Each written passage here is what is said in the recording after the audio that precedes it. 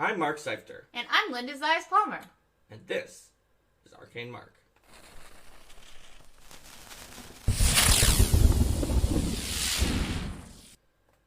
Welcome, everybody, to GM Tools Fostering Creativity. That's right. Today we're going to talk about what you can do as a GM to foster creativity in your group. Now, we've talked before about what is a creative solution and how that can vary from group to group. In this episode, we'll probably talk a little bit about that again, but we're also going to be focused more on GM-related tips and tactics towards increasing the engagement and creativity in your group. So, there's a few different venues in the game for creativity among your players as the GM.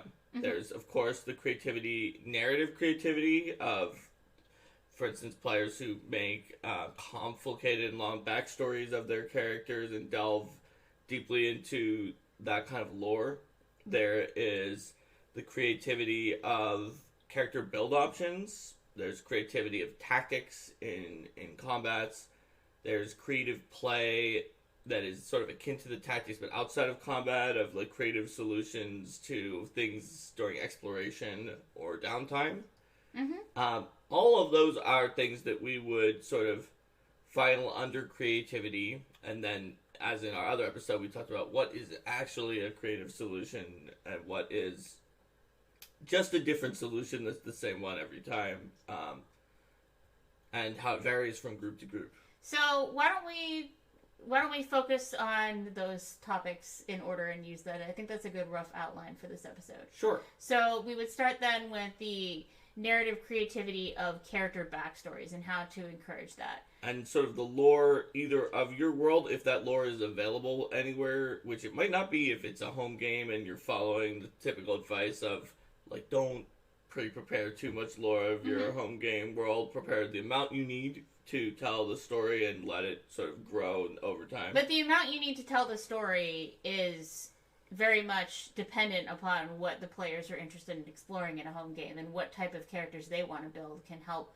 decide for you what you want to do. So let's say that you have pretty much fleshed out one country and that's where the main adventure takes place, but a player wants to run with a concept that isn't necessarily as common in that country. Well, then that may inspire you to work with that player to come up with another nation that might have characters of that type. So, like, if, say that a player wants to play a summoner type character, and summoning magic isn't really a thing that is prominent in the nation that you are primarily using. They may be from another nation that has summoning magic, and then you can decide, oh, well, this is how these two nations generally interact, and this is how and let's figure out a story for how you might have gotten to the general setting of this game.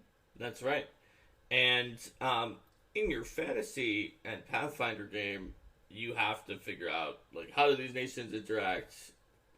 In Starfinder, it's actually even a little easier because they could just be from some weird planet that's like galaxies away that nobody's gone to, and then you never have to think about it again unless you want to for a plot arc. But it's still good to have some sense of where the characters are from, so that you can have a sense of what values they might have, what traditions they might have, things like that. It helps to make the character's experience richer. So I definitely recommend for a home game knowing where the characters are from and making sure that the players have some information about what that place is. And then if you're running in an established setting, like, say, Golarion, then it's good to direct the players to resources where they can learn more about where their characters are from. So whether that's, hey, this is a good book to check out. I'm going to lend you this book so you can read up on this, or you can pick it up, or take a look at Pathfinder Wiki for this country, and then that'll give you some things. Or whether it's just whether it's more of a, you summarizing some of you look those up as a GM, and then you summarize some of the main highlights and information for them, so that they know they have some touchstones that they can work with. And if you're running a Paizo Adventure Path, the player's guides are really amazing for that, for giving players lore touchstones so they can build into. Player's guides are just the right amount of not too long so the players get bored and stop reading, and all the right lore. Also, Lost Omens World Guide, I think, does a great job of being a sampler of different areas that can get you excited about those areas without having a huge amount of information where a player might get lost in that information. When I say a player, I mean just sort of typical player just wants to make a character but maybe engage into the world, because it is far too often that we assume it's like, oh, you know, a book that has all sorts of rules is guaranteed to be that's more of a player book, whereas a book that has all kinds of things, rules, lore, all of the different food groups is a GM book, because GMs are like these Leonardo da Vinci's who are into everything and players are only into the rules, but that's not true. As we talked about with the Stormwind fallacy in one of the earlier episodes, players like all sorts of things, but they like things that are related to their character and their concept that they're coming up with right now. So, the history of the name of the fifth steward of the Rune Lord of Greed that was 3 Rune Lords before Karzug, the player doesn't care about that, not because they don't care about lore necessarily, except for, like, people like me who just really want to read every lore, but most players who are very actually attached to lore and story don't care about that just because it's really irrelevant to them. Yeah. Not because they don't care about lore and story. That's a good reason why Lost Omens World Guide can help. The Player's Guide helps the most, because it's like, here's some lore that's exactly what you want. And also just books that can really get you into the setting. Like, for instance, the upcoming Lost Omens Legends, very little is known about it. I'm not going to reveal any actual information about it, but I've seen it, and it's really good, and it's really good at doing that, because just, you'll have to find out. But, it's the sort of 5th Lost Omens book. And it's the one that says, as it says, it's about some NPCs in the product description from the setting. It's just in a really interesting way. So all sorts of lore books when you're playing Ingolarian can help foster creativity, but you need to know which ones to rather than just being like, here, read everything. Doing some more of a targeted search. And Pathfinder Wiki is also good for looking at the sources there to see what books were being used. Right. So, like, for most players, let's say they're like, I want to be from a place where money is really important. And so the wrong answer for most players is, as a GM, let's say you have tons of resources and you've got it all. So you're like, okay, great. Read Druma, this 64-page Druma book, and this 64-page Kadira book. And I also have the 32-page Kadira book, which you should read too after the 64-page Kadira book before you decide between those two places. Also, this Katapesh book. Read the Katapesh book as well. And then also, there's actually a lot of trade that just happens at Absalom. So read this Absalom book.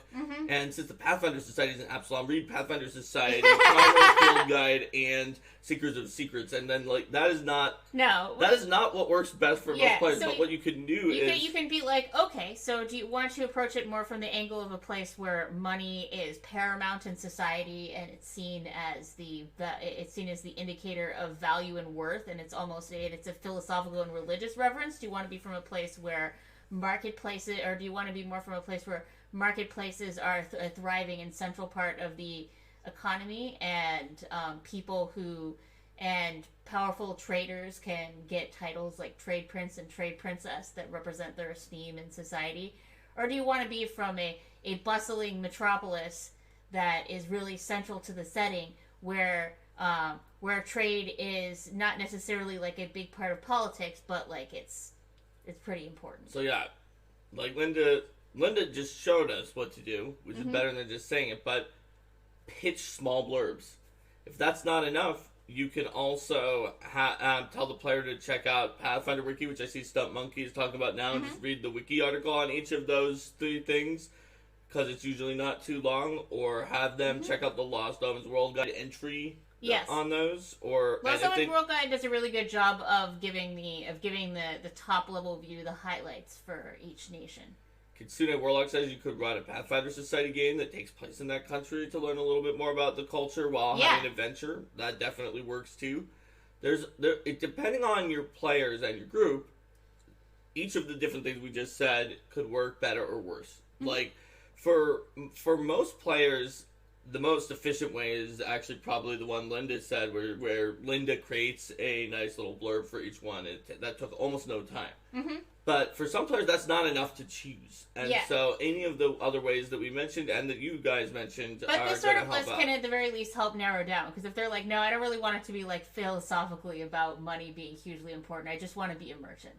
Yep. Then that would be like, okay, well, not Druma then. So then we'd be looking at someone in Kadira or Absalom, and then you could direct them to. Or like Linda's first Pathfinder Society character, who was born in Druma with no money, and that fact shapes her personality a lot. But she has sort of cozied up to the Kadirans because they fit her personality of liking money, but they're not like the snobs and like, oh no, don't eat this kind of food from Druma. So she thinks she's getting away from the Drumans who were jerks to her and showing them by becoming a trade princess, while still some ways she's promulgating their belief system as well. It's a very interesting psychology of that character. And that all came from that sort of idea of connecting to the monetary related places in Golarion. Well, and I think this gets back to really creativity it's a process, right? The player may have some kind of spark of an idea from the beginning, and then that sort of inspires what they're looking for, and then they look at some lore material that gives them some more information, and then that inspires new parts of the process, and then you can very much have it be a conversation between the player and the GM if the GM's a lot more knowledgeable about the world and is helping them to find the resources, or it can be sort of a back and forth within the player too. This is a pretty common means of character creation for me. Is I have somewhat of a general idea, and then I look at some relevant lore sources, and that helps inspire new pieces. And then I think about maybe I'm going to have this kind of idea, and then I look at some more sources, and then I kind of go back and forth with that. That's right. Happy Saturday, Brian. Thanks for the subscribe. So there's another way to go forward. So if the player just has a vague idea, and we've talked about, well, here's how you can send them more into the world. There's also that player who maybe would be interested in adding some lore and shape to their character, but they started mechanics first. And with those players, you can sometimes link into them just by, if you really have a few creative ideas from the lore, think of something that actually fits well with it very well. For instance, in Linda's first Council of Thieves game, there was a player, and he was a gnome, and he had a gnome sorcerer. He had a scythe, mainly because he liked to coup de grace things with it, but it was just this big scythe that he carried around, and he was chaotic neutral and kind of like pretty vicious. So then Linda and I were thinking, oh, he was Fey blooded. Yeah. So I was like, maybe he's red cap blooded. Yeah. And then the player's like, yeah, okay. Yeah. So and then we met red caps later on. Yeah, and then you met red caps later on, and they had some interesting interactions. Yep. And the player was not intending to be red cap blooded, but a lot of the culture of what sort of the character that the player had created just leaned towards that direction. Yeah. And you can look at too, like, for example, if it's a gnome character, well, there's a gnome settlement nearby. Are they from that gnome settlement? That kind of thing. Or, if they train in a particular fighting style, where might that fighting style be valued? Or where, if they're a very defensive character, may they have been part of a royal guard in the past, or may they have been doing some other thing that's more appropriate for your, for the setting that you are looking at. So I think kind of the first step to this is the GM being familiar with the lore in the area around where the PCs are specifically going to be. And then if you're doing it as part of a existing setting, or having at least enough of an anchor point to what's going on in the setting that you can work with the players to build more in order to fit with what they want. And Kitsune Warlock says it's also nothing wrong with leaving undefined loose ends in the backstory that the GM can exploit later on. Oh yeah. And in fact, My corollary to that is It's good to leave those in. that not only are those loose ends useful, but sometimes if you know where it's going because it's an AP that you've entirely read, you can twist those undefined loose ends into not being a loose end, but also being the thing that you wanted to exploit right from the beginning. And sometimes the players think it's their idea. So that is some higher level stuff that also really requires you to know exactly what you're doing later on. But it can definitely lead to some interesting situations. Yeah, so the links can be both. So if the player has a general idea, the links can be both into the lore and to the story. And you can also suggest to the player for story links things that seem like they're close to their theme that they're going for, but that would really help you link it into the story. That's right. And so that's one way to foster creativity. Now, we talked about the fact that it's usually a misnomer that players are just like, I only want the rules. But if you do have a player who really is actually mostly motivated by the rules, and maybe, like, they want to get into the lore somewhat, but it just can't hold their attention. Something that really will help you foster the creativity in that regard, if they're just like, I want to get into the lore, but really rules are what spark my interest the most, is rarity and access. So, coming up with legends of, like, a powerful feat or spell or item that you may have homebrewed to know that it was good for that character that's been lost, that could be maybe found by engaging with the world and finding, like, the ruins where, like, Old Mage Jatembe's spellbook has this magic spell, or even that can be trained, but only by this one monastery that's deep in the wall of Heaven's mountains. Then that sort of gives the player who is motivated by the mechanic, but they get really into it because it's like, oh, that monastery you must memorize our 63 noble tenets. Okay, that's maybe too many. That's too many. Yeah. Our 3 noble tenets. 3 noble tenets. That may be too many. Our 1 noble tenet.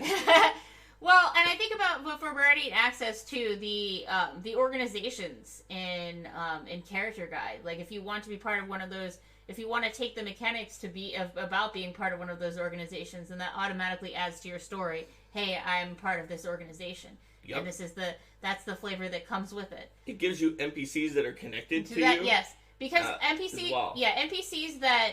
NPCs that have a reason to directly engage with one character over another are really good for, in particular, well, they're fun anyway, just to be like, hey, this is kind of more my social encounter. But they're particularly beneficial for the players who tend to, who are looking for more engagement, but they're naturally inclined to sort of shy away from the spotlight compared to some of the other players at the table.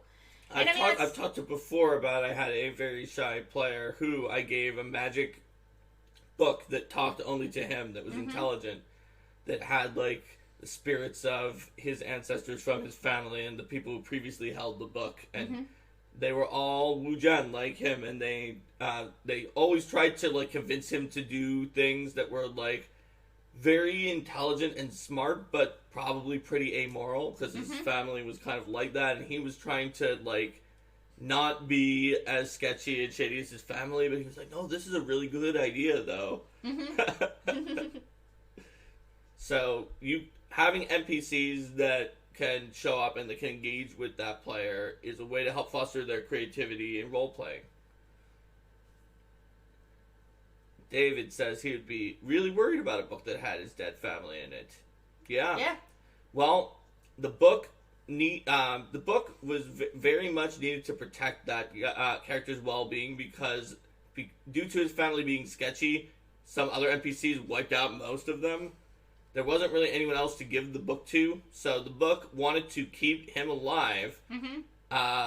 And wanted him to hook up with someone powerful. And wanted him to hook up with someone powerful and have children so that there was someone else to take the book after that. Because so otherwise his dead no one could relatives have were it. also constantly trying to matchmake him with powerful NPCs. They sure were. And he's like, no. They sure were. And yes, David, since you are a member of the family who will eventually die, that is true. That was the case for him. Yeah.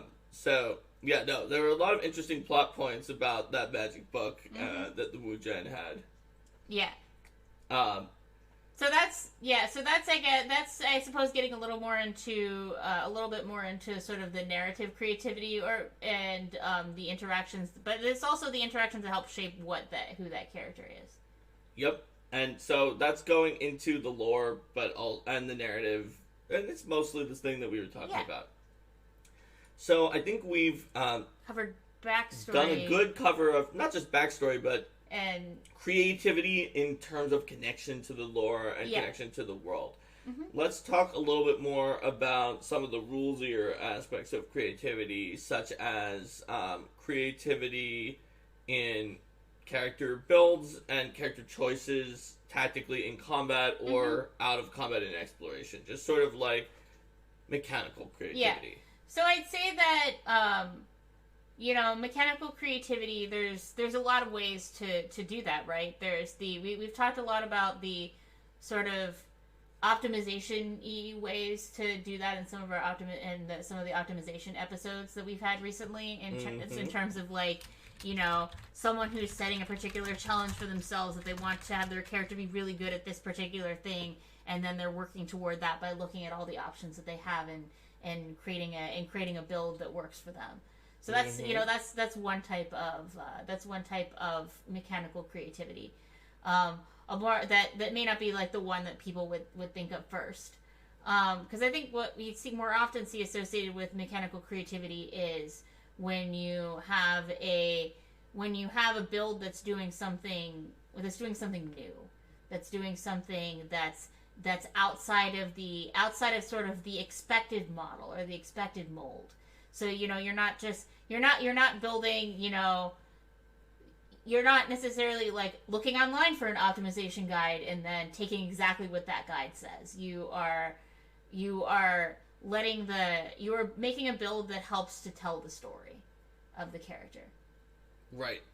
And so fostering creativity in when it comes to mechanical choices, tactical choices, and unusual decisions in exploration mode as well as in encounter is something that, as we talked about in the previous episode on creative solutions, you want to do, but you want to be a little bit careful about it too, because you definitely want to reward people who come up with a cool and interesting solution that you never thought of. It's absolutely the wrong decision to be like, oh well, I had 3 ways to solve this and they did something else, so it fails. You have to come up, figure out what I thought of. That is the wrong way to go about it. But on the other hand, there's the one that you could have the player who is like too clever for the group's own good and comes up with like legitimately viable seeming ways that their cantrip has solved the last 79 problems that they had, and everyone in the group is like, yeah, it probably works. But I guess we don't do anything because this one cantrip that this person has now been or the diplomacy, or like person problems. using diplomacy over and over again or stuff like that. I mean, I'd say that once a particular solution that the play, whether it's like the PC's highest skill or or like a particular spell or something, once it becomes their go-to that they're using over and over again to bypass things, it's not really so much of a creative solution anymore in my mind. It's more of like they have found this solution that sticks, and so they're going to try to use it as many times as possible. Oh, look, it's Kate and Dennis. Hello! So, there was one I saw before, a question about if we ever adjust, particularly like in first edition, a flavorful archetype that a player wants to make it more mechanically viable for the style of campaign you're running, giving the power of the party. There have been a few times, like, our group bans a lot of, like, just players come and be like, we need to ban this thing that's in Pathfinder First Edition, because there's a lot of things that, like, when you have a game that lets you combine almost everything, it gets broken really quickly, because no human being could possibly put out all of the books that we do at Paizo and actually have had oversight on everything in Pathfinder First Edition to make sure it all interacts well. Yeah. In Second Edition, I guess I am the human being who's seen most of the rules that came out, but also the framework makes it easier to do that. Yeah, because you so can't they'll be like, we'll ban this thing, but then sometimes we've just been like, okay, normally we would not do planar wild shape or whatever it is, because adding your level to damage while being wild shape is clearly broken. But this character is like what was the character? It was like the Sky Druid, Yeah. like 7 Mm-hmm. Wizard 3 with not that much intelligence, Mystic Dirge, and Yeah. is and Planar Wild Shape really, really fits the character both thematically, and also the character is not exactly like the cutting edge build. So Yeah. let's We've roll done with that. it. We've done that more often for allowing characters that are not super optimal to take thematic options that we wouldn't otherwise allow. But we have also occasionally done modifications on rules to make them more powerful in our group when the GM believes that they are not, that they're thematic, but they're not necessarily up to the power curve of the group. That's right. And Stump Monkey points out that, just like the thing we said with cantrips, it can be a power issue. If X is always a win, players will always do X, so X is probably too strong. Mm-hmm. That's definitely true. And let's see.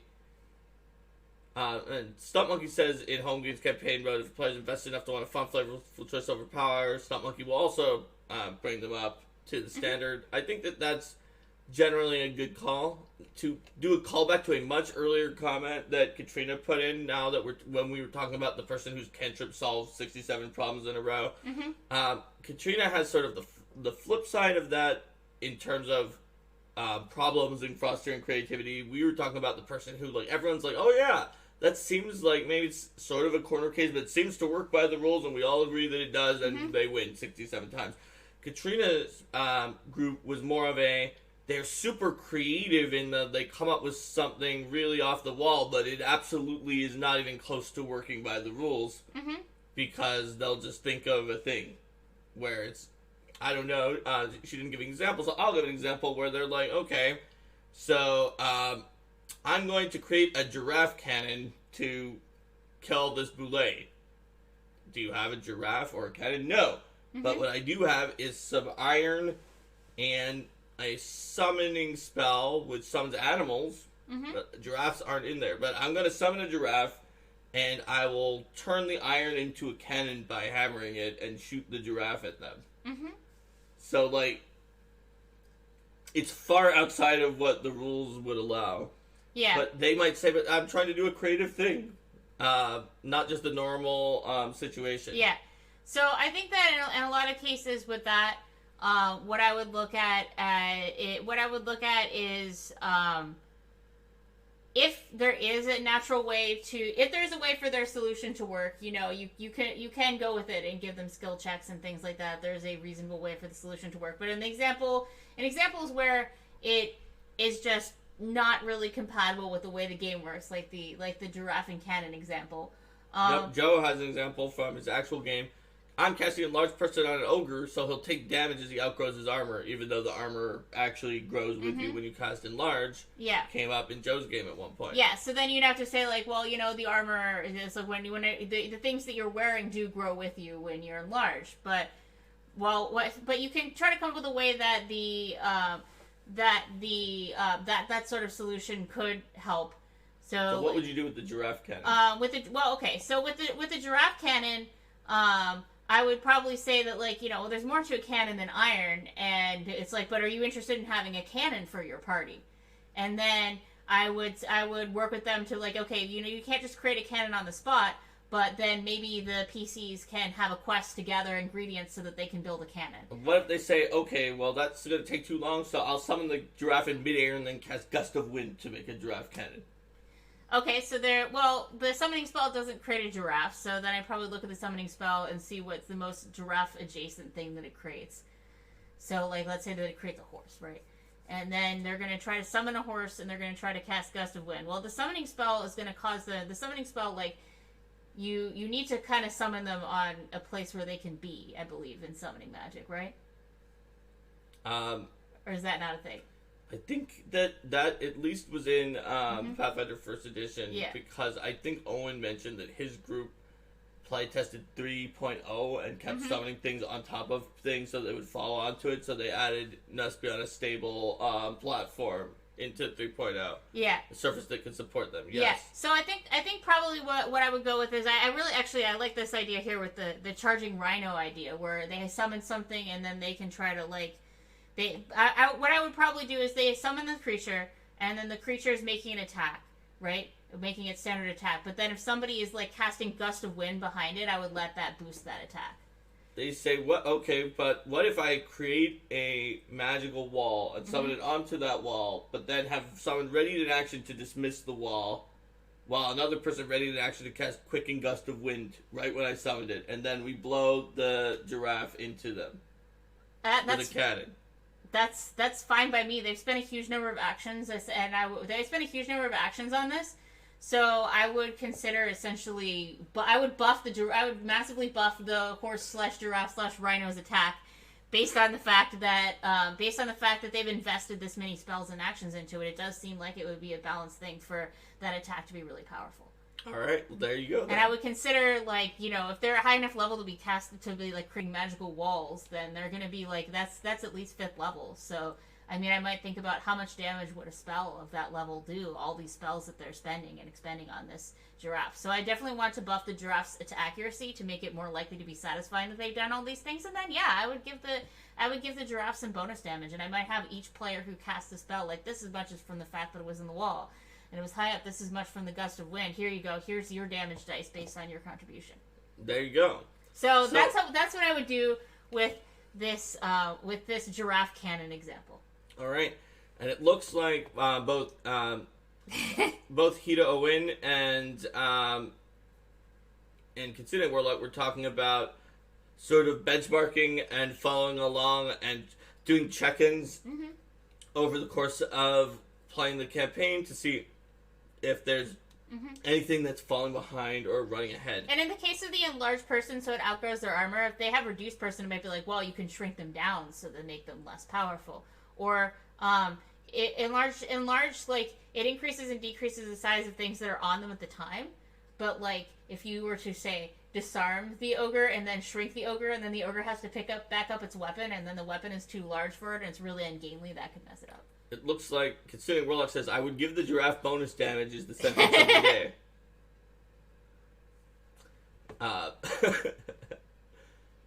There we go. So, yeah, absolutely. And when you're looking at the these benchmarks or following along in the campaign to see what needs to go up or what needs to go down, it's great to do it alongside with your players. See if they can figure anything out, especially if they're very into that sort of thing. But if they're not, then you can do it yourself. I'd like to distill it a little bit, because we did get into that hypothetical, like what are the points of that would be applicable to other things. When players are investing a lot of actions into something, it's totally okay to let that create an outsized effect to what that one thing would normally do, because they're all working together for it when you consider what they could have otherwise been doing. And sometimes you just want to let their weird creative solution work. Like, considering Warlock made a joke about Casper's dead on their leather armor to trap them in a cow. So, I think this may be one of the zaniest creative solutions that I've seen. So, in 2nd edition AD&D, my group had this keep that they had built that had a lot of traps, including the classic sort of trash compactor Star Wars trap that they had built in that would just sort of compress everything down to this very small cube of stuff. And one of the other lords in their town, they figured out was the one who did this, but like sort of sent a tribe of goblins into attacking their keep. And the group managed to trap them into that room and have them slowly crushed down into this sort of block of dead goblins. So then, to get revenge, the wizard cast Polymorph Any Object. And he specifically picked a mushroom because it was not from the same family, and he knew how long that it would stay as a mushroom. And then they put the mushroom into a pizza that the Lord was about to eat. And after the Lord had eaten it, based on the timing, it turned back into this, what was this very crushed cube of goblins, but it was only crushed because it had been, like, inside of that compactor. It probably would have expanded afterwards, and it sort of exploded out of him. Yes. And that was... I decided that worked. Yes. Because they did a lot of effort into that, and they sneaked in, and they got the I think the cleric, because it was second edition, so your cleric can just have all the abilities of multiple classes with players' option spells and magic, and so the cleric like pretended to be the one of the chefs of the Lord, and that is works. an example of a creative solution. I mean, raise down on the leather armor to crush someone with like a cow or something like that. Like, it probably have to be resurrection because it doesn't have the whole cow. Resurrection because it doesn't have the whole cow, but resurrection's really expensive. Like, if they want to spend a high level, really expensive spell to do that, like, that's cool to me. Explosive, they don't have any indigestion, in fact. Yes, they don't have any, at that point, getting rid of the enemy's armor and, like, dealing some damage to them as the cow comes back to life and tramples them and is very confused. Like, that would be funny. If the cow died recently enough, which they probably did for leather armor, it should work if you cast Resurrection on it, probably. I mean, obviously, in Pathfinder 2nd Edition, we have a lot of, sort of, protections around monsters targeting your gear because players don't like their gear to be targeted unless it's like a rust monster or a specific monster. So a lot of things can't just go up to your gear and be like, your gear is gone. Yeah, but it's good thing you spent 50,000 gold pieces on this armor because now it's a cow. But in first edition, totally I'm pretty sure that there's nothing stopping. Imagine that used on Dragonhide armor. That'd be Oh hilarious. wow, yeah. Especially if it was like an actual dragon from the campaign that the PC made into Dragonhide afterwards, and the dragon's like, I'm back! Well, Kitsune Warlock, the question, does the cow want to return? That's really great thinking in terms of if you, let's say that, I mean, I don't think you'd have this issue with resurrection because it's so frippin' expensive, but let's say that you have a solution, like, let's say that they had like a bajillion money or something that let them continue to resurrect, or like some artifact that let them resurrect once per day that you gave to them because you didn't think they were going to do this. They use the Amaterasu seal. Yes, they use the Amaterasu seal. On the cow. On the cow. So after a certain point, you could say, like, this only works if they're willing to return, and sometimes they're not going to be willing to return, so they can't. Pharasma's already judged this cow. Pharasma's already judged this cow. Or, like, that kind of stuff to make sure that the solution doesn't always work if it starts to become a problem. But yeah, absolutely. Using that in Dragonhide armor would be hilarious. And then you have an angry dragon, and the dragon. I imagine that the dragon is probably not going to be that happy to be like brought back in the middle of the field of battle. So they probably start by attacking the person who's attacking them, but they may not necessarily going to be friendly to the PCs after that either. The PCs resurrected them though. And the PCs resurrected them. I brought you back to life, dragon. Yeah. I could see that though. And like first them thinking like, oh yeah, they're attacking, lashing out or whatever, and then be like, wait, you're not the ones who stole my horde, and then they're gonna get revenge, go off and get revenge on the people who stole their horde, and maybe they'll try to conscript the PCs into their effort to recover their horde from these people because the PCs help them out, and so the PCs should get like a little bit of their horde as a reward, and then I returned you to life, dragon. I could send you back there again. Yep. That seems like a really good seed for a side quest. Mm-hmm. Now I think that it would be hilarious if there was like some kind of a high level kobold cleric of Apsu or Dahak who just goes around Golarion like buying up Dragonhide armors and casting Resurrect on them. Yes. It's like, we must bring back the dragons. This is a grave indignity. Yep. Yes, and Stonebucky says a tiny bit of the horde. I imagine that would be a negotiating point. Yep, considering Warlock mentions for the cow, the grass in the fields of Elysium is delicious. Yes. Yes, could be. Would the cow go to the boneyard because of the fact that it's neutral? I'm not actually sure what happens with animals. Well, there's like some super pastoral thing in the boneyard, so do they wind up they probably wind up in that. Yeah. I would guess. Yeah. Because they're animals and they're neutral aligned. Whereas like the true neutral people who they're not the ones who went to the city of I'm completely indecisive / my soul is indecisive and will wither away / Pharasma knows you're an adventurer and you're just going to get resurrected anyway, so just go to the city and wait for someone to resurrect you because I'm not going to bother with you now. The city of revolving doors. The city. That's a really interesting city. Aww. Kitsune Warlock says, there's a Yamarachi who spends all day scritching good dogs. I love it. Stunt Monkey imagines Pharasma sitting on her throne surrounded by cats. Everywhere. Everywhere, yeah. Well, I mean, you survived from a previous universe. You might become a cat lady, too. Yep.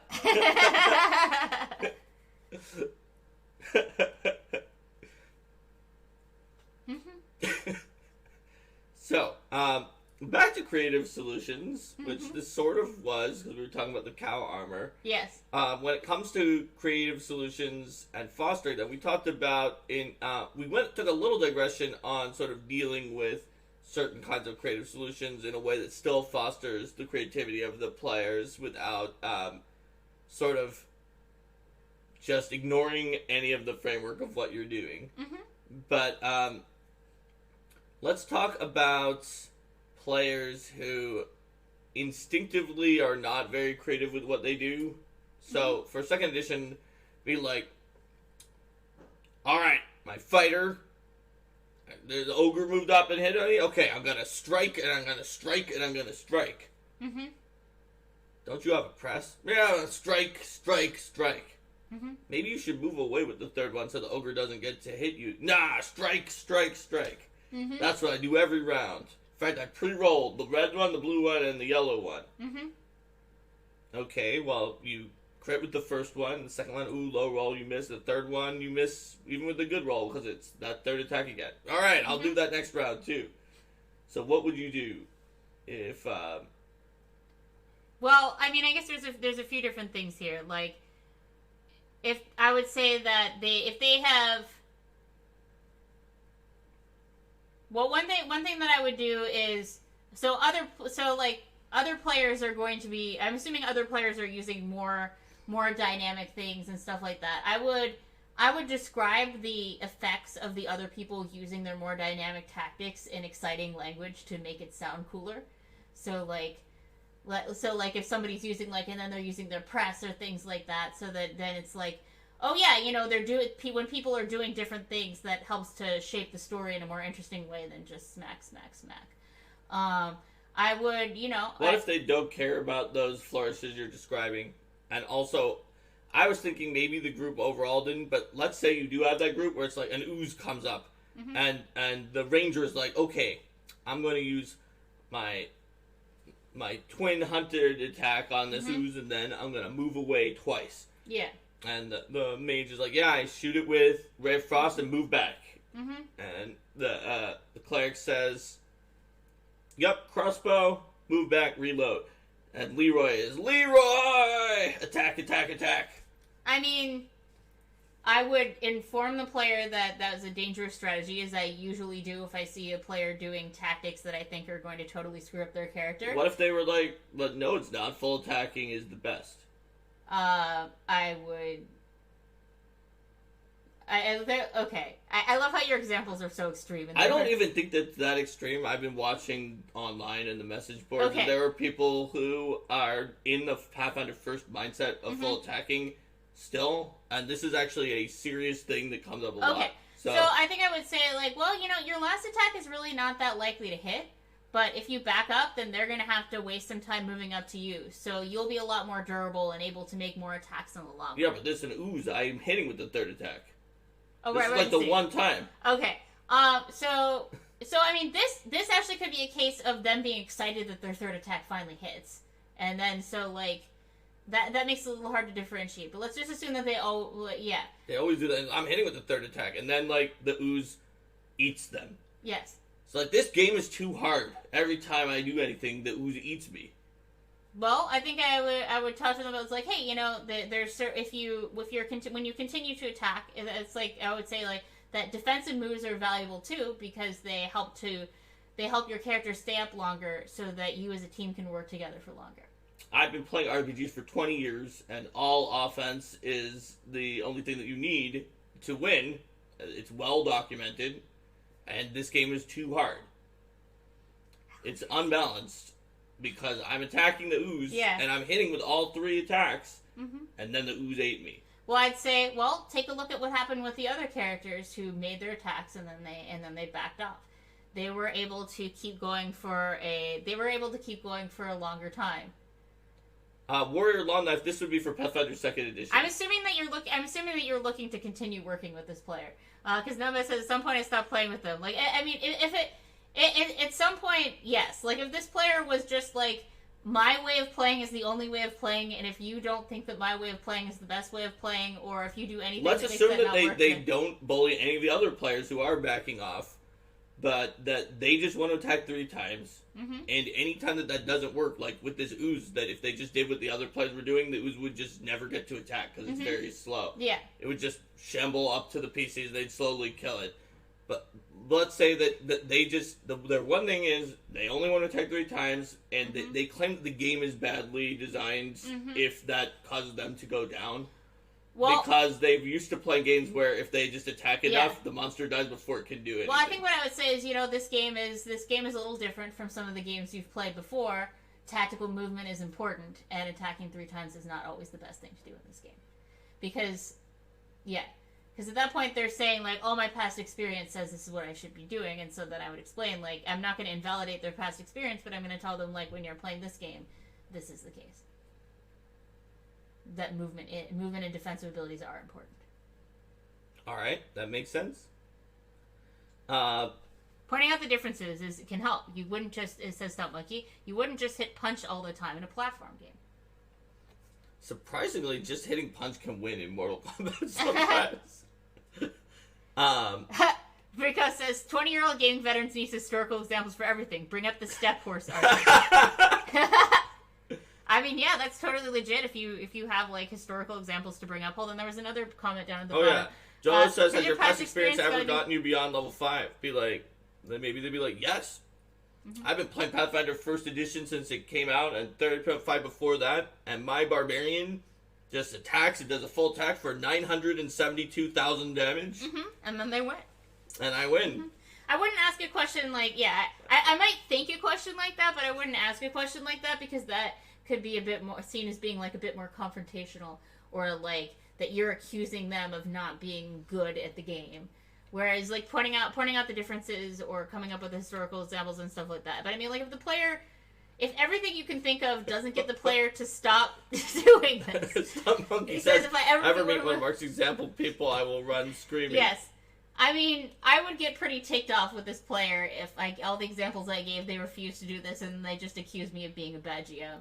I would, after a certain point, I'd be like, it seems like my GMing style in this game may not be for you, so. What if they were like, no, you're the one of the best GM I've ever had. This game is just not balanced because my attack is causing me to be eaten by the ooze. I would say maybe this game isn't for you, and I would try to, assuming that I still want to hang out with this person, and this is not getting into the social situation of trying to get rid of the person, I would try to find another game I could play with them where attack is how you win.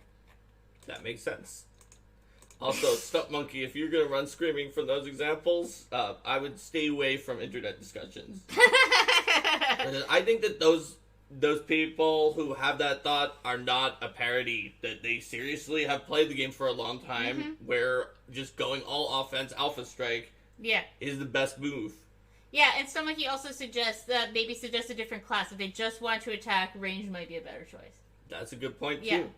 Or even just ranged or ranger, maybe also. I don't know if that was an autocorrect, but ranger with the flurry edge, so that they have a really low multiple attack penalty. Be like, you know what? With this character, you could just attack. In fact, you can get an ability at level 16 or so where you attack 6 times.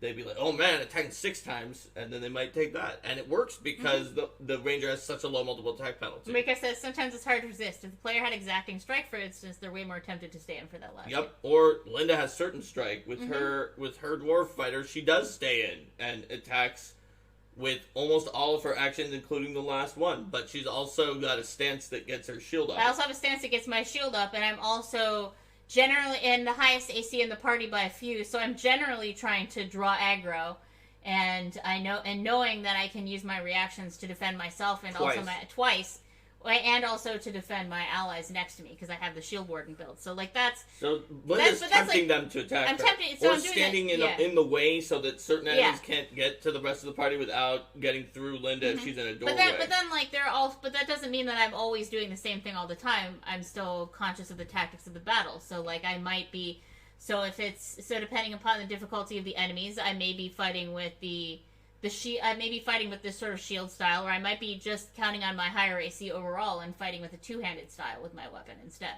Rico says maybe they're, quote, trying not to metagame because their fighter doesn't know about oozes. Mm-hmm. Also. Yeah. That try not to metagame came up in one of the recent discussions that was similar to this, where people were saying, if you win initiative and then the monsters go next and you and the monsters are both melee, you might want to let them go. Mm-hmm. Even though you do lose your action compared to the monsters, it makes them take the actions to move up instead of wail on you a lot of times. Mm-hmm. And there, in the discussion, people said, but isn't that metagaming? To do that? I would say that's not metagaming because that's something that, like, waiting for them to come up is like, oh, what the character could be in the situation, like, I'm going to wait for them to come up. What would be metagaming to me is if you knew everyone's initiative roles and you were saying, like, oh, yes, well, because I know that I'm going to go and then the fighter's going to go and then the bard's going to go, it would be optimal for me to make this move. I'll wait for the bard to get inspired courage, and I won't miss any monsters going with. I know the order of the everything.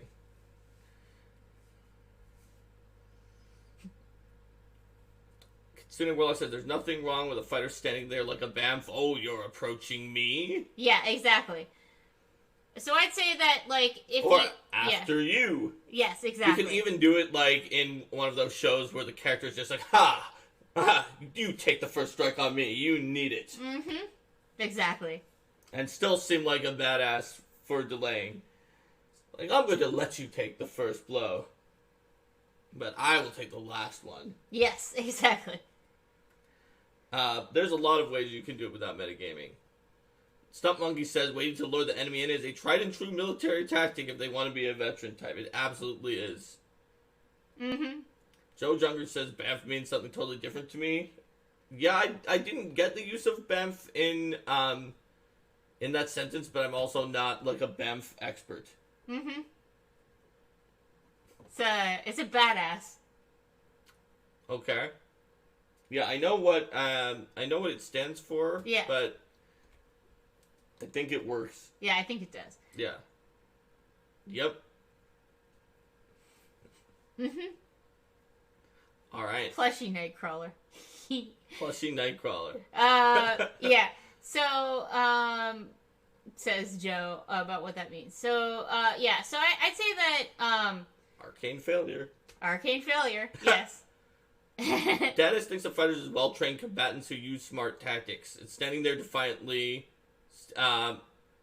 seems more like a barbarian. Yeah, I mean, there can be a lot of different explanations for the tactics. So the person who I said was just attacked 3 times, they might be barbarian. They're like, I'm in a blood rage. I'm not gonna, like, dance around like these elves. I'm just gonna keep slamming. I'm gonna keep slamming them. That's my character. Yeah, but I think that it's only, and I think this cuts at a really important point. It's only a problem if people are being frustrated by it.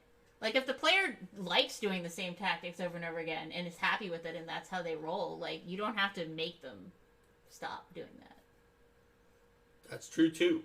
That's an important note in fostering creativity that we probably should have started with, which is we have begged the question in this episode title that you wanted to foster creativity. Mm-hmm. But we shouldn't necessarily assume that, like, fostering creativity is like, oh, let's make sure everyone can be more creative.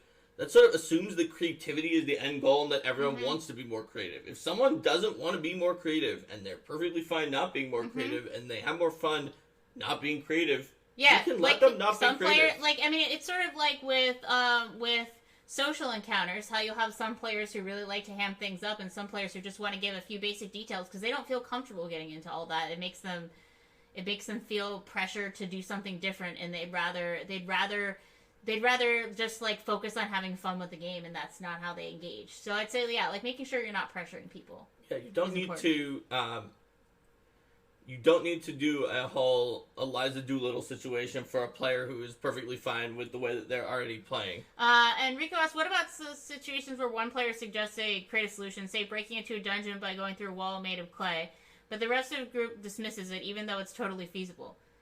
I'd say, like, how do I encourage the alternative approach that might let them bypass things more safely without, like, handing the group the answers? Well, I would say that there's a big difference between telling the group, oh, these walls are made of clay. You can go through them with your spell. And that would be a lot smarter. So you should do that. And having a player suggest that solution and other players being like, no. And I would say it depends upon why did the other players say no? Did the other players say no because they're like, no, that wouldn't work? And then, because then as a GM, you could tell them with that rules-wise it would work. Right, because Dennis points out maybe they just don't want to do that. But maybe they're like, nah, let's go through the dungeon in sort of the normal order. Yeah. And not just bust into this weird side area because we want to experience it the way that the GM set it up. Yeah. So if their reason for not wanting to do it is that they don't want to do it, is that they actually don't want to do that solution, then you don't want to be the person who's trying to push them into it. But if it's that they have an inaccurate idea of what would work mechanically, then you could. Yep, or they're like, maybe we'll all get killed because this will make all the encounters come.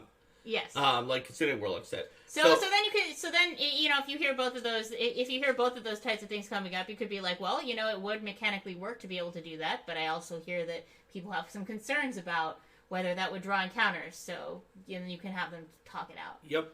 What do you do, Linda, if the person's like, if I fireball that clay wall, it'll break down, and the other people are like, no way, that might draw more encounters, we want to just go in the front and do it the normal way. Mm-hmm. And the wizard's like, I hear you, I hear what you're saying, okay, go on. Fireball! Okay. This would very much depend on the group. Because there are some groups that, and the in-character versus out-of-character dynamic. Because is it that the PCs wanted to go with the more sensible solution and the wizard is off doing his own thing and the PCs are going to shake their fists at them, but the players will think it's funny? Or is it the players are going to be pissed at this person for ruining their strategy? And if there is a player that is trying to have their character act in a way that's going to upset everyone else, then I would talk to that player. That makes sense. And, sometimes I would, and sometimes I would be like, okay, yeah, you do that. But I would make sure that the consequences of the not necessarily as wise action fall hugely on the player who still took that nonetheless. So, the other PCs were going around and the wizard blew things up. Well, maybe the other PCs are still going to be going through the dungeon and the rest in the normal order, and the wizard has just volunteered to act as bait. And I wouldn't be like, and so then they all attack you and then you die. But maybe they are distracted from the other area, so the other PCs are able to go through things more smoothly. But the wizard gets captured. And then they have to rescue the captured wizard later in the dungeon. Plays a little mini game with the Scooby-Doo style montage of going in through doors and out of other doors while everything is chasing. Yes. And then eventually gets captured. And then, you wouldn't want them to be automatically captured. You see how long it takes, and then use that to distract the enemies for a certain exactly. Because it could be a Scooby-Doo style minigame. I was thinking it may be some kind of combat in waves where the wizard is trying to use walls to block things off and to distract them for a certain amount of time. You could play one of those Scooby-Doo chase montage, songs while the wizard is running around. So Rico says, the clay dungeon wall example was actually the event that prompted Rico to suggest this topic blasphemously due to the fact that Rico is a liberator champion against the tyranny of GM tools. Half the group wandered off toward the front door and unwittingly started another severe encounter, while the first half smashed through a wall in 2 rounds, and then the first half fled the encounter and decided to go through the smashed wall. Okay, that makes sense. So it sort of is the split thing that I came up with, where it's okay, fireball. Alftro had an interesting point where one player had an idea to, when attacking a well-defended camp, to just keep ringing the alarm until they just don't trust it anymore, like the boy who cried wolf. And they decided to do it SWAT team style in the end. And Katrina wants to know, Linda, how far can creativity be encouraged and allowed in organized play? Because there's definitely a rule in the guide that says that you should encourage creative solutions, but we should have talked about organized play throughout. Like, let's go back to my guy who, like, conceivably, people are nodding that the last 4 scenarios, every encounter has been bypassed without even rolling initiative by their cantrip, and everyone's like, yeah, that seems legit. Like, that was a really good idea to use that cantrip to pull that thing that caused the rocks to fall onto them. There's no way they could have survived that. The GM and the players kind of agree, but the GM is sort of feeling that it's organized play and they didn't fight anything, and that the other people would have more fun maybe if that didn't work. Well, I think they were like, but Creative Solutions says I need to reward it, and it was like a really legit solution. I'd say that when I think about Creative Solutions, I think about what amount of... I think about encounters generally in terms of the amount of effort that's required to bypass them, and that's the same thing with the giraffe as well. Like, if there's, say, like a skill challenge, and the PC has another skill in a way that they can use it, then sure, use the DCs in the adventure as a guide for how hard that check is supposed to be, and roll with it. Now, I wouldn't just let any skill work for anything, right? So you can't just use the diplomacy hammer on everything. And if the skill is if they have a good idea and the skill is well suited but not as well suited as the checks in the adventure, then increase the DC by 2 and let them roll it. What if the skill use is actually kind of ridiculous but funny? But with bypass encounter, like, there's an encounter with Kelpies, and the Qadiran character wants to sell the Kelpies higher quality nets that they can use to drown people more easily, if in exchange they agree to only not drown Qadirans and to pay money to the Qadiran. As a way to get out of the encounter. Do you think that would be something that you would normally be like, yeah, you could just have the Qadiran selling things to these monsters instead of fighting them?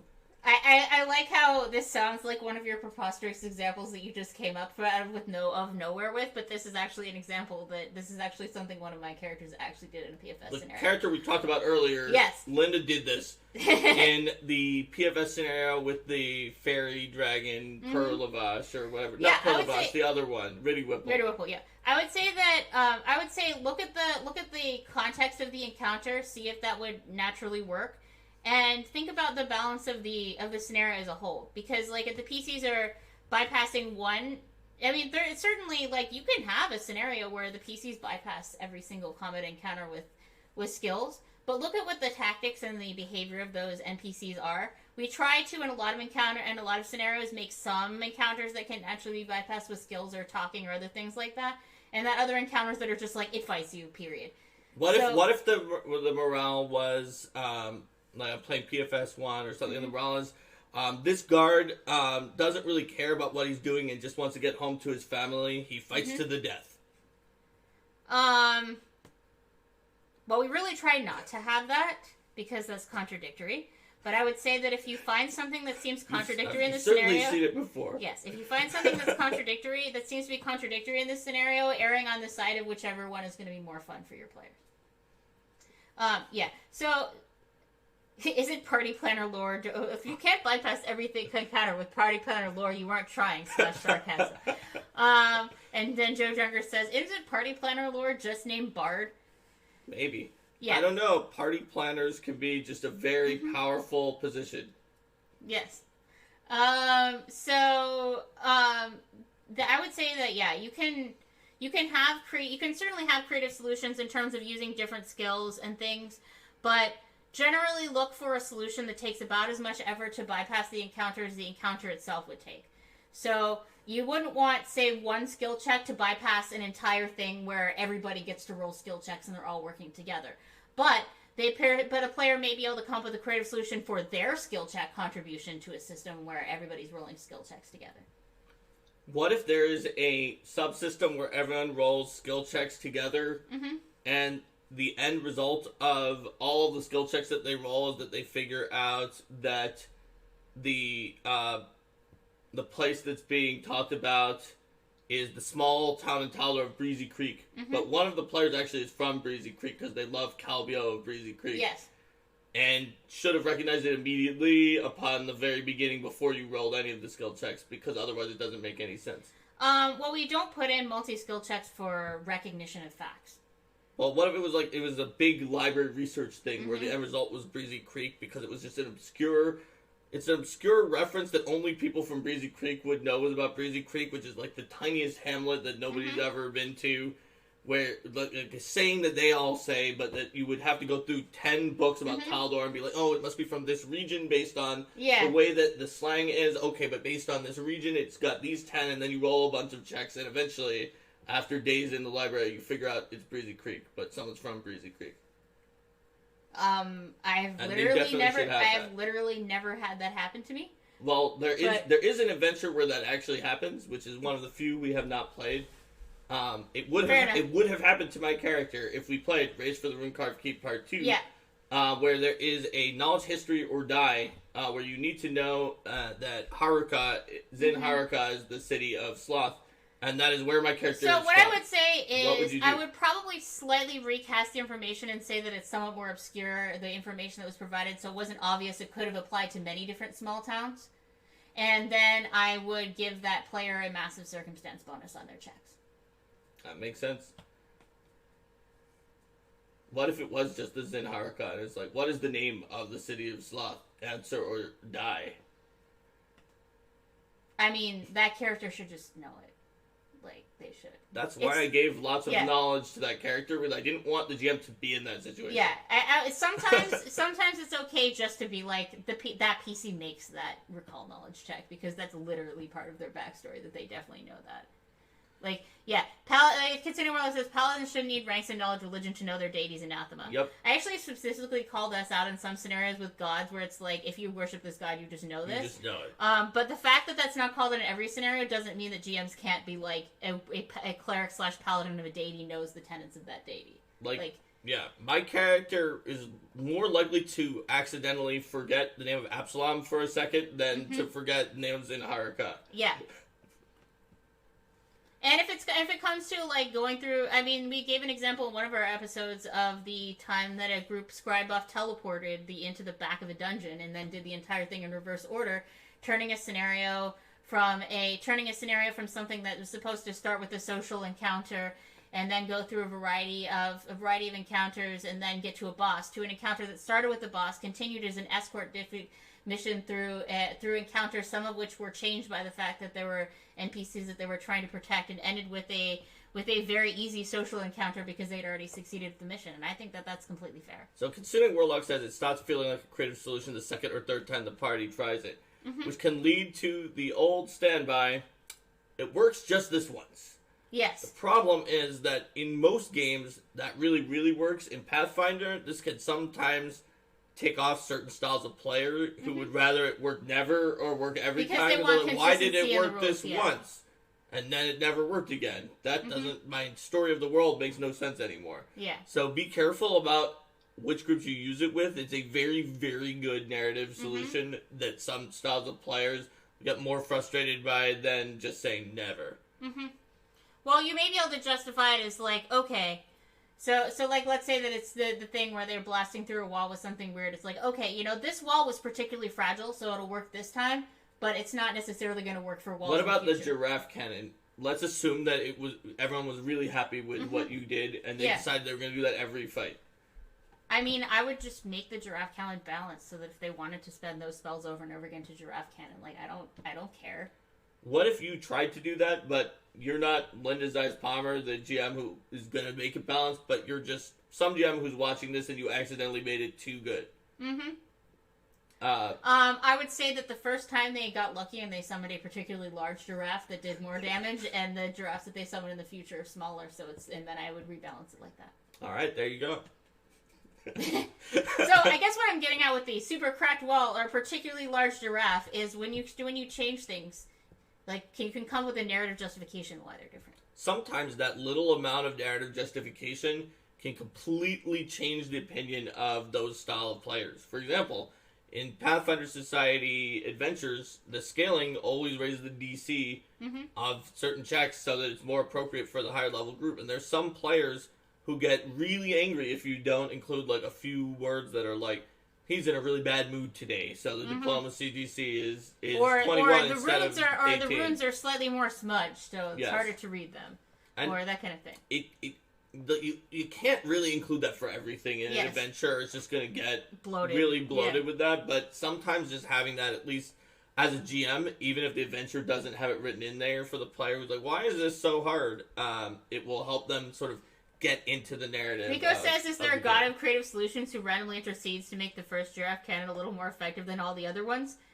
You say that as a joke, but that could be an answer. Like that Could that be. Desna blessed their first giraffe cannon, or they had some kind of thing that was some kind of magical or divine reason why their effect was more powerful the first time around. Yeah, it could be. But let's say that you were pirates and you did something really off the wall. Then Besmara thought it was funny, so she helped you out. But in the future, if you keep doing the same thing, we've mentioned before how many times we've used Besmara, the goddess, as an excuse for why, like, the plot of any Skull Shackles or any adventure where you go around as pirates and somehow come across enemy ships like constantly makes no sense. But it's like, no, Besmara is just amused and she keeps sending really hard challenges and really great treasures to us as long as we keep making her amused.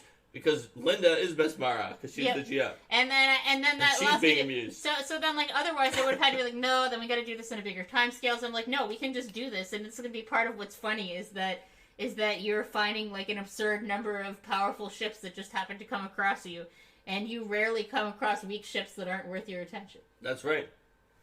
And it just fits with Miss Mara's personality that that's what she wants to do. So you absolutely could create a god of creative solutions who just adds a little more juice to that first giraffe cannon. Maybe you could also claim that the opposite direction. Maybe Abadar actually is the one who nerfs them after the first one. Because after the first giraffe cannon, he takes that perfect giraffe cannon and puts it in his vault. Oh no! Where he has the ideal form of the giraffe cannon, and then all other giraffe cannons are the imitations of the first giraffe cannon. I like that. Anyway, the point is you can come up with narrative justifications for your group. It's not like you said, Abadar's vault just got a lot more weird. For why when you have to remove something. Blame Abadar. Or, and depending on the group, in their player type, you can just be like, hey, you get tired of, like, hey, try using, maybe the player just wants to try something else. Abadar is also known known as the character gets bored of using that for every time. In the Marvel universe. Yes. So let's see. We did backstories and narratives. We did character building. We did off the wall solutions. We did encouraging creativity. We did how do you deal with players who come up with very creative solutions. Can you believe that Stephen Glicker doesn't know what a giraffe cannon is? Come on. A giraffe cannon is one of Mark's many absurd examples that he gives me and then asks me how I would deal with them as a GM. I still think that the one about selling nets to the Kelpies to drown people more is more absurd of an example, and it actually happened. Fair enough. Giraffe cannon is an example of a creative solution of a player who says that they wanted to create a cannon that fired giraffes. Yeah. And a variety of examples that Mark gave me was how do you handle if players say I want to create a cannon that fires giraffes, that ended with their actual giraffe cannon. Because at first it was like, making a quest for them to build a cannon or whatever. And then it wound up with a wall that had a giraffe at the top of it and a gust of wind spell timed with a dismissal of that to launch the giraffe at high velocity toward the enemy. You mean when I took from the vault of the people who were trying to murder us while working with the bandit and the GM didn't tell me that it would earn infamy before I did it? Oh, you guys. Alright, yes, and Joe wants an RPG, a rocket-propelled giraffe. Rocket-propelled giraffe. Yeah, so for that I gave an example of, like, that you can actually make it be effective. Because they're investing a lot in it. Yep. Okay, but I think what I was getting at is, were there other topics I think we covered the different styles. Yeah. So, that works. Alright. Does anyone else, because we had a few from the audience of different fostering creativity questions that were being asked. Does anyone else have a question or a scenario, a situation that occurred to you that you want to ask us how to deal with? We can give a little while for someone to put something in, but not too long, because otherwise it looks like we're just talking and filling up space. Which we definitely are. Obviously not. Okay, well... Giraffe cannon. Alright, it looks like we don't have anything else there, so let's Linda, we need a giraffe cannon emoji.